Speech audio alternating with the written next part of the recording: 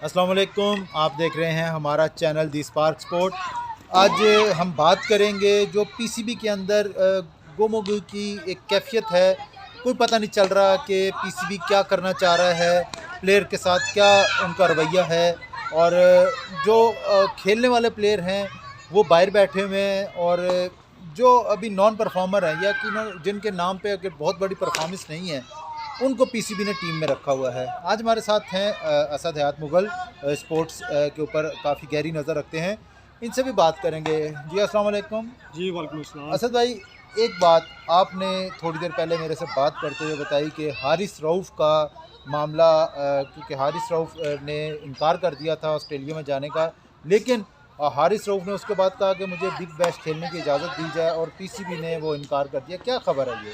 First of all तो शुक्रिया कि मुझे आपने दावत दी, बोलने का मौका दिया। ये असल में जब ये ऑस्ट्रेलिया के जो टूर था उसके लिए जो टीम अनाउंस हो रही थी, तो उसके जब हारिस रऊफ़ का नाम भी जो है वो था कि उनका नाम भी टीम में शामिल किया जाएगा। लेकिन जब जो ज़राए थे और उनसे ये मालूम हुआ तो उन्होंने कहा कि हारिस रऊफ़ हैं, उन्होंने कहा जी कि मैं ऑस्ट्रेलिया टूर के लिए टीम के साथ नहीं हूँगा, और जो बिग बैश हो रही है ऑस्ट्रेलिया जो है मैं वहाँ पर खेलने के लिए जाऊँगा। और फिर इसके लिए यहाँ तक भी आ रहा है कि जो सीनियर्स हैं उन्होंने काफ़ी ये कहा भी है हारिस रऊफ़ से कि आप जो है वो इसके लिए एग्री करें। लेकिन हारिस रऊफ़ ने ये कहा जी कि मैं टीम के साथ जो है वो नहीं जाऊँगा, और जो बिग बैश है मैं वो खेलूँगा। अच्छा, यहाँ से तो एक तासुर हमें उभरता नज़र आ रहा है कि ये कोई प्लेयर्स पावर है कि बाबर आजम को हटा दिया तो देख लें शादाब भी बाहर, नवाज़ भी बाहर, शाहीन अफरीदी बन गए।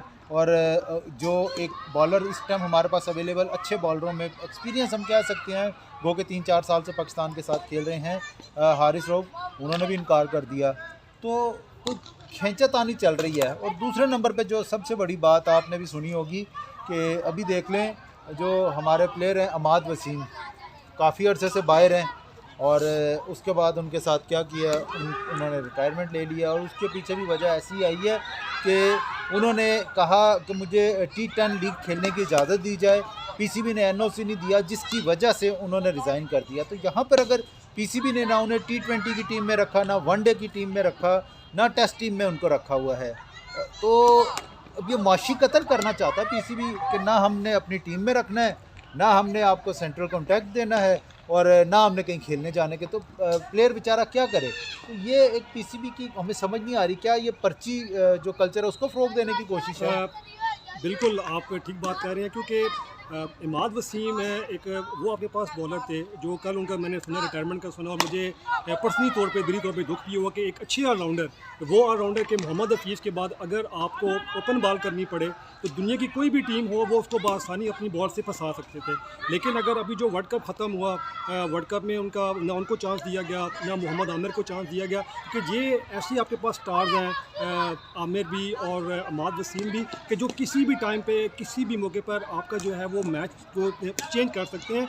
और अगर इसमें आपने बात की कि ये पसंद नापसंद, डेफिनेटली सर इसमें वो बिल्कुल है। इसमें जो पीसीबी है उसने अपनी जो पसंद नापसंद का जो अमल दखल बिल्कुल है, इसमें अपनी लाइकनेस और जो डिसलाइकनेस है वो बिल्कुल है, इसमें चल रही है। और इसमें ख़ासकर जो अपनी पसंद के जो प्लेयर्स, अभी आप हालिया वर्ल्ड कप देख लें, इमामुल हक की मिसाल आपके सामने है कि पूरा उन्होंने वर्ल्ड कप खेल लिया, आप उनकी परफॉर्मेंस देख लें। और कहा यही जाता रहा कि जो फ़खर ज़मान है वो अनफिट है, लेकिन उन्होंने 2 मैचेस खेले और उन्होंने बताया कि यस मैं अभी मेरा क्रिकेट बाकी है, मैं अनफिट नहीं हूँ। तो ये बोर्ड को देखना चाहिए कि एक जो उनके ऊपर पैसा लग रहा है वो अवाम का पैसा है यार। अगर लोग उनको देखना चाहते हैं, लोग अच्छी क्रिकेट देखना चाहते हैं, अगर ऐसी क्रिकेटर जो है अमाद वसीम जैसे, मोहम्मद आमिर जैसे क्रिकेटर, अगर उनको चांस नहीं मिलेगा तो फिर हम कहाँ स्टैंड करें? अच्छा, बिल्कुल आपकी जो बात है इसमें से मुझे 2 चीज़ों की, आपने मोहम्मद आमिर की बात की। मोहम्मद आमिर ने भी कुछ ऐसी ही वजूहत होंगी जिसकी वजह से उन्होंने रिज़ाइन किया था, और अभी भी वो परफॉर्मर हैं, इंटरनेशनल लीग्स में जो खेलने जाते हैं वहाँ पे परफॉर्म कर रहे हैं। लेकिन पाकिस्तान को शायद उससे बहुत अच्छे बॉलर की ज़रूरत थी, लेकिन मेरे ख्याल में अभी मोहम्मद आमिर जैसा जो एक बार है वो किसी भी बॉलर ने रेज़ नहीं की। और दूसरी बात आपने की है कि इसी तरह के एक बॉलर थे मोहम्मद अब्बास, बिल्कुल, वो भी परफॉर्मेंस करते करते करते एकदम गायब हो गए, जैसे हमारी टीम में कभी रहे ही नहीं है। वो कायद-ए-आज़म ट्रॉफ़ी में अभी जो रिसेंटली हुई है उनकी अच्छी खासी उन्होंने जो है वो परफॉर्मेंस की है, और अगर विकेटों की तादाद उनकी नहीं पता, लेकिन जो खबरें मिलती रही हैं वो यही है कि उनकी जो परफॉर्मेंस है काफ़ी बेहतर रही है। ख़ासकर अगर जो अभी जो उन्होंने शाहीन अफरीदी को जो वर्ल्ड कप की परफॉर्मेंस को देखे बगैर कि वहाँ पर उनकी क्या परफॉर्मेंस रही, उनको T20 का जो है वो कप्तान बना दिया। फिर इसी तरह अब्बास के साथ, अब्बास एक बहुत बड़ा टैलेंट था। जब वो स्टार्टिंग में आए तो उनकी जो वो बॉल कर रहे थे, लेंथ पे उनकी बॉलिंग थी, सारे मामला थे, कोई समझ नहीं आ रही कि PCB क्या करना चाह रहा है और जो बॉलर्स हैं वो बेचारे कहाँ जाएंगे। बिल्कुल आप की बात सही है। जब मोहम्मद आसिफ के ऊपर जो इल्ज़ाम लगा, उन पर पाबंदी का शिकार हुए, उसके बाद हमारे पास एक मोहम्मद अब्बास ऐसे बॉलर आए थे जो कि बॉल को अपनी मर्ज़ी से इन और आउट करते थे, और बैट्समैन को उन्होंने हर वर्ल्ड क्लास बैट्समैन को तमाम दुनिया में, ना सिर्फ पाकिस्तान बल्कि बैरून मुल्कों में भी जाके तमाम बैट्समैनों को तंग किया। और जो लीग हैं इंग्लैंड में ख़ास तौर पे लीग होती हैं, वहाँ पे वो रेगुलर जाते हैं और परफॉर्मर हैं, लेकिन शायद पाकिस्तान को ऐसी परफॉर्मेंस नहीं चाहिए। उनको वही बॉलर चाहिए जो 10 ओवरों में 100-90 स्कोर दे, तो शायद उनको ऐसा बॉलर चाहिए, परफॉर्मर नहीं चाहिए। तो आप क्या सजेस्ट करते हैं कि ये जो टीम गई है, तो हमेशा से ऑस्ट्रेलिया से हमने आखिरी जो टेस्ट मैच जीता था वसीम अकरम की कप्तानी में 95-96 में जीता, उसके बाद आज तक हम वहाँ पे टेस्ट मैच ड्रा तो करने में शायद कामयाब हुए, लेकिन जीतने में कामयाब नहीं हुए। तो क्या हमारी टीम से क्या उम्मीदें लगाई जा सकती हैं जो टेस्ट टीम बनाई है? इस टाइम तो अगर हम टीम की परफॉर्मेंस को देखा जाए तो फिर वही है कि अगर हम बैटिंग की बात करें तो हम टोटल जो डिज़र्व कर रहे हैं वो आपके दो बंदे हैं, एक बाबर आजम है और एक रिजवान है। और अगर बॉलिंग की बात करें तो बॉलिंग में भी वो इतनी नहीं है। तो भी आपने बात की ऑस्ट्रेलिया की, तो बिल्कुल जो ऑस्ट्रेलिया है उनका ट्रैक भी बहुत अच्छा है। इवन के यहाँ तक कि जो लास्ट जो टूर हुआ था जिसमें मोहम्मद यूसुफ भी थे, शाहिद अफरीदी भी थे, वहाँ पर जो इनकी कप्तानी का कुछ मसला वगैरह बन गया था, और जो पाकिस्तान ने जो वहाँ पर परफॉर्मेंस दी थी, तो उसको देख के जो ऑस्ट्रेलियंस की जो साबिक जो क्रिकेटर उन्होंने ये कहा था कि पाकिस्तान की टीम का ये लेवल है कि वो ऑस्ट्रेलिया से जो है टेस्ट मैच नहीं जीत सकती। तो देखना यही है कि दुआई की जा सकती है जी, मुआवजा किया जा सकता है कि जो पाकिस्तान का जो टूर है वो ऑस्ट्रेलिया में पाकिस्तान अच्छा परफॉर्म करे। तो फ़िलहाल तो यही है। अच्छा देखें, ऑस्ट्रेलिया ना सिर्फ अपने मुल्क में बहुत टफ है, शायद ऐसी ही 2001-2 में हमारी टीम की हालत थी, जब हमारी टीम एक इनिंग्स में श्रीलंका में हमने मैच खेला था, क्योंकि पाकिस्तान के हालात ऐसे नहीं थे। तो एक इनिंग्स में पाकिस्तान 51-52 पे आउट हो गए, तो दूसरी में भी 50 से ऊपर स्कोर, यानी दोनों इनिंग्स में पाकिस्तान 100 स्कोर भी नहीं कर सका था। या अगर हम कह लें 110-120 स्कोर पे पाकिस्तान के 20 खिलाड़ी आउट हुए थे। तो मुझे तो लग रहा है कि शायद वैसे ही, शायद अगर बाबर आजम नहीं चलते तो मुझे नहीं लगता कि दोबारा हम बहुत बड़ी कोई ऐसी उम्मीदें लगाएं इस टीम से। और मुझे जो उम्मीद नज़र आ रही है कि अगर हम पिछली दफ़ा अगर हम 100 पे दोनों बारियां की थी, तो शायद इस बार 150-200 थोड़ा सा हम, क्योंकि बाबर आजम या 1-2 प्लेयर अच्छे हैं, तो शायद हमारी रैंकिंग या हमारी जो परफॉर्मेंस है उससे मिलती जुलती हो।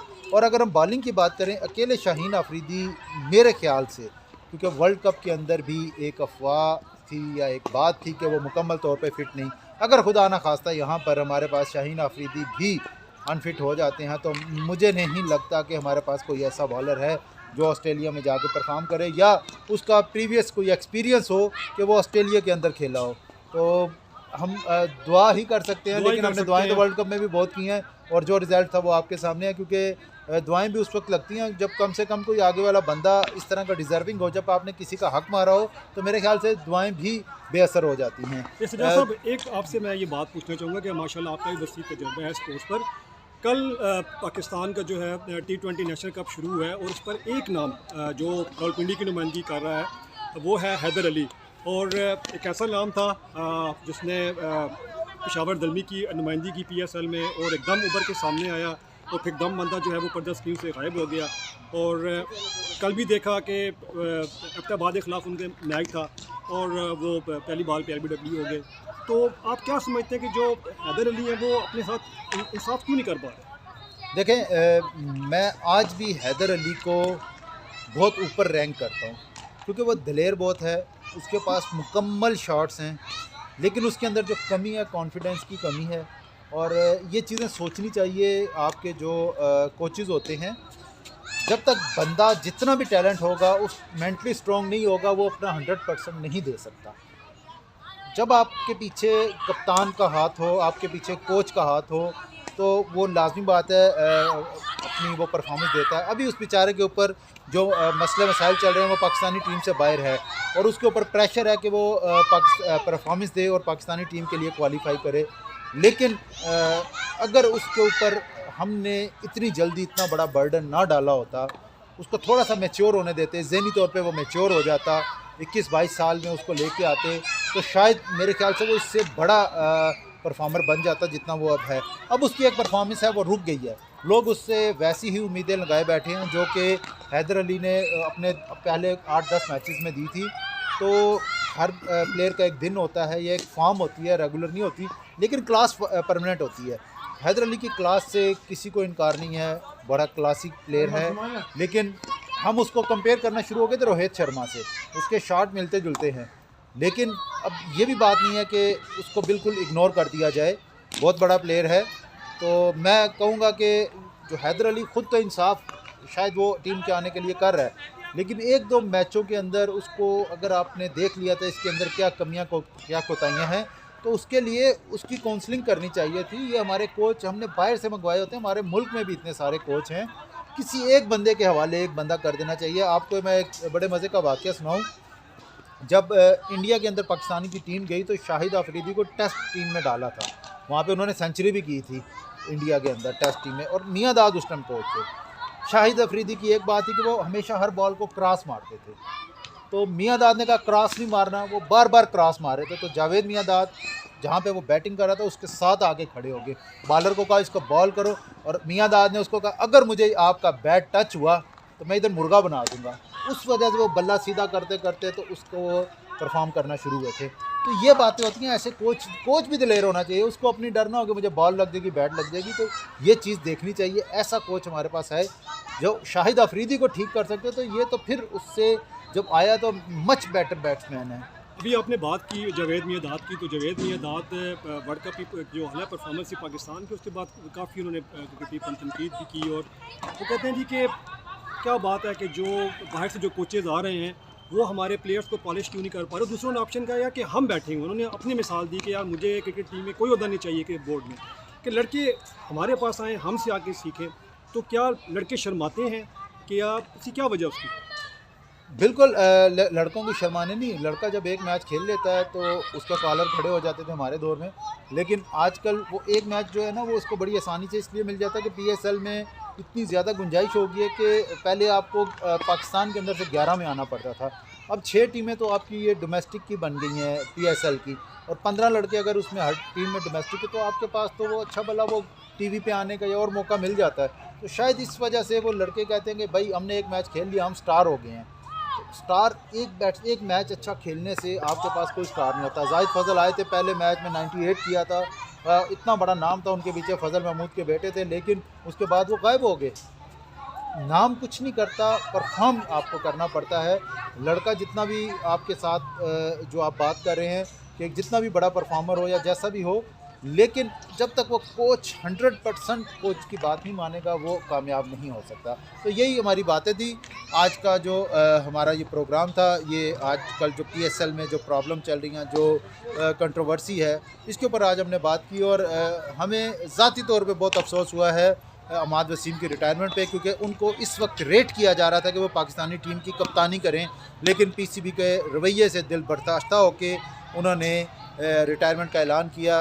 गो के हम उम्मीद करते हैं कि PCB और जो अहमद वसीम है इस पर गौर करेंगे, ताकि अभी उनके अंदर 4-5 साल की कम से कम क्रिकेट बाकी है। तो उम्मीद करते हैं कि पाकिस्तान अपने सरमाए को ज़ाया नहीं करेगा। ये था आज का हमारा प्रोग्राम। अगर हमारा प्रोग्राम पसंद आया तो इसको लाइक करें, सब्सक्राइब करें, ताकि हर आने वाली वीडियो आप तक पहुँचती रहे।